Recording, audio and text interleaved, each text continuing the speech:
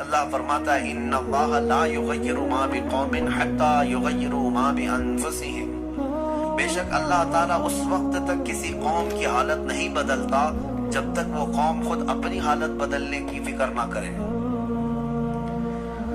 قوت فکر و عمل پہلے فنا ہوتی ہے جب کسی قوم کی شوکت پہ زوال آتا ہے۔ سچ کہا ہے، سوچنے سمجھنے اور بدلنے کی طاقت جب ختم ہو جاتی ہے آدمی کی، تب وہ زوال پذیر ہوتا ہے، گرنے لگتا ہے۔ جس کو یہ فکر ہے کہ مجھے بدلنا ہے، اللہ تعالیٰ کی طرف سے اس کے لیے دروازے اور کھولے جاتے ہیں۔ کچھ لوگ یہ سوچتے ہیں یہاں بیٹھ کر کے میں متقی بن جاؤں، میں بیٹھ کر کے اللہ کا ولی بن جاؤں، میں کچھ کام نہ کروں اور مجھے ہر گناہ سے بچنے کی عادت ہو جانا چاہیے۔ ایسا کیسے ہوگا؟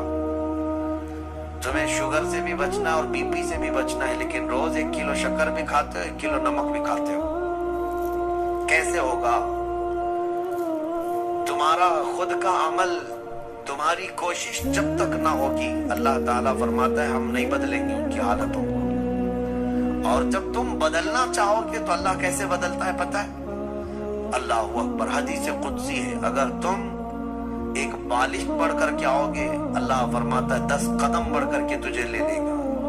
اللہ کی رحمت 10 قدم آگے بڑھ کر تجھے لے لے گی۔ تم چل کر کے آؤ گے تو اس کی رحمت دوڑ کر کے لے لے گی، لیکن شرط ہے کہ تم بدلنا چاہو۔ تم نے اگر جس دن یہ ارادہ کر لیا، عزم کر لیا، اللہ کی طرف سے مزید دروازے کھولے جاتے ہیں۔ لوگ یہ کہتے ہیں نا توبہ کرنے کے بعد بھی پھر وہی ہوتا ہے، چھوٹتا نہیں۔ مسئلہ توبہ کا یہ نہیں ہے کہ گال پہ تھپڑ مار لینا، توبہ کا یہ ہے عزم کرنا، پکا ارادہ کرنا، اور اللہ سے یوں عرض کرنا کہ تیرا وعدہ ہے کہ جو بدلنا چاہے، جو بڑھنا چاہے تو اسے بدل دے گا۔ میں بدلنے کے لیے آگے بڑھ رہا ہوں، مولا اب تو رحمتیں بھیج۔ پھر دیکھو کیسے نہیں بدلتے۔ اللہ تمہیں توبہ پر دوام عطا کرے گا، پھر کبھی بھی قدم پھسلے گا اللہ تمہارے لیے مدد نازل فرمائے گا۔ زندگی ہے، آخری سانس تک کچھ نہ کچھ خطائیں ہوتی رہتی ہیں، قدم جب بھی پھسلے گا لیکن مولا تمہیں توبہ کی توفیق ضرور عطا کرے گا۔ اسی لیے کوشش پہلے خود کے بڑھنے کی ہو، خود کے بدلنے کی ہو۔ ایک بات یاد رکھیں، ہمارے معاشرے میں اچانک کوئی ہوا نہیں آئے گی جو سب کو پرہیزگار بنا کے چلی جائے گی۔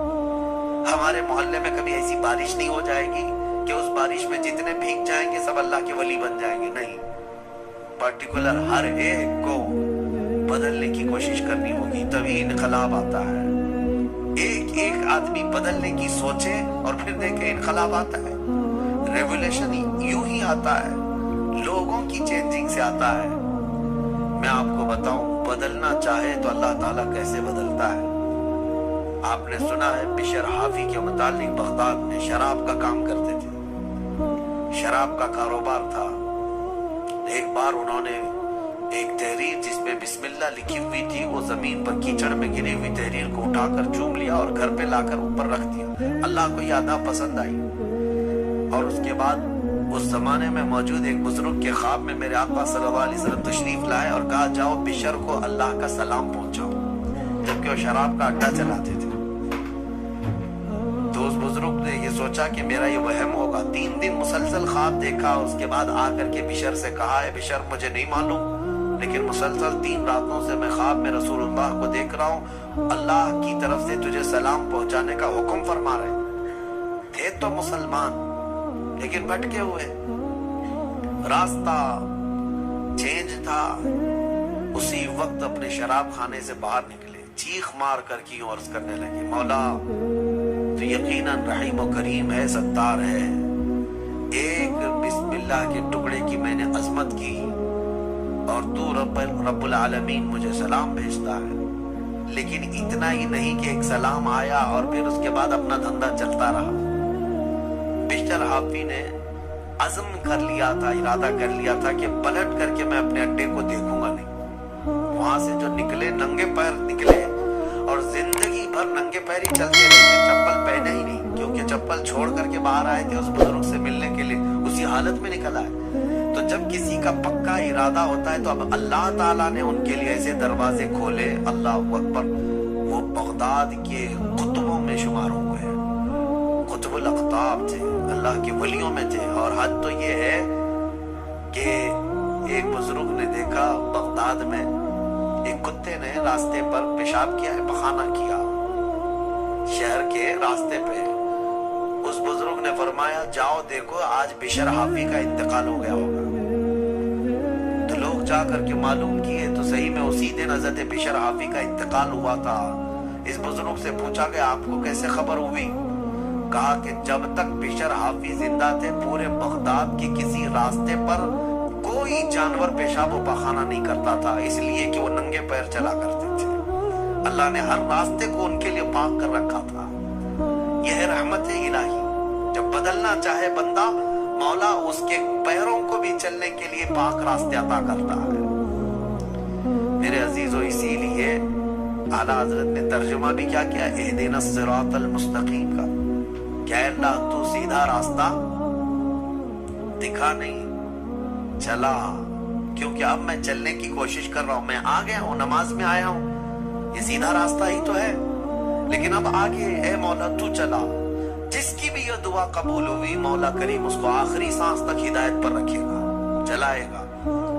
لیکن میرے عزیزو، بنیاد یہی ہے. قرآن کی آیت ہمیں بتاتی ہے تمہاری طرف سے شروعات ہو، پھر اللہ کریم کی طرف سے رحمتیں کھل جائیں. گھر میں بیٹھ کر کے صرف چاہتے ہیں آسان نسخے چاہتے ہیں. واٹس ایپ میں دیکھو ابھی وظیفے بھرے ہوئے ہوں گے ہر جگہ سے. انسٹا میں، واٹس ایپ میں اتنے وظیفے آتے ہیں جو اللہ کے ولی بنا دیں گے 2 گھنٹے کے اندر. یہ پڑھنے سے وہ ہو جائے گا، وہ پڑھنے سے یہ ہو جائے گا. دوسروں کا مال کھاتے رہو اور وظیفے کرتے رہو. لوگوں کو ٹوپی ڈالتے رہو اور یہاں 100 وظیفے پڑھتے رہو. ان وظیفوں کا اثر نہیں ہوگا. تمہارے اندر سے تبدیلی ہو. حرام کھا کر کے تم 1000 بار بھی پڑھتے رہو تو تمہاری زبان سے کوئی جملہ آسمان تک نہیں جائے گا. تمہیں ان تمام چیزوں کو چھوڑ کر کے پھر دیکھو. آپ کو پتا ہے محبوب الہی رحمت اللہ علیہ کے پاس ایک شخص آیا، کہا میری بیٹی کی شادی ہونی ہے، کچھ دے دیجئے. انہوں نے کہا جا باہر کوئی ڈھیلے پڑے ہو تو لے آؤ. وہ 3 ڈھیلے لے آیا. آپ نے کچھ پڑھ کر کے دم کیا، لے جا اس کو. اس نے دیکھا ڈھیلے دیے، لیکن باہر آ کر دیکھا تو وہ سونے کے تھے. اس کو لے جا کر کے اس نے اپنی بیٹیوں کی شادی کی. کافی قیمت والے تھے اس وقت سونے کے ڈھیلے، لیکن محبوب الہی نے 3 بار قل هو اللہ احد پڑھا تھا. بس صرف 3 بار قل هو اللہ احد کا سورہ پڑھ کر کے دم کر کے دے دیا تھا، لے گا جا. اب اس نے بیٹیوں کی شادی تو کی، لیکن نسخہ تو ہاتھ میں آ گیا تھا نا. گھر میں بہت سارے ڈھیلے جمع کر لیا، بہت سارے پتھر اور اینٹ بھی لا کر کے بیٹھا اور رات میں قل هو اللہ احد پڑھنے لگ گیا. 3 بار تو چھوڑو، 100 بار ہو گئے. آنکھ کھول کھول کر کے دیکھتا تھا وہ ڈھیلا ڈھیلا ہی تھا، بدلتا ہی نہیں تھا. 1000 بار ہو گیا سورہ اخلاص، 1000 بار کے بعد بھی وہ ڈھیلے ویسی رہے. وہ دوسرے دن اٹھ کر کے آیا، سوچا کہ پتہ نہیں اور کیا پڑھے تھے. پوچھا محبوب الہی سے کہ آپ کیا پڑھ کر کے مجھے دیے تھے؟ کہا 3 بار قل هو اللہ احد کا سورہ پڑھ کے دیا تھا. کہا میں 1000 بار پڑھا ابھی بھی ڈھیلا ہی ہے.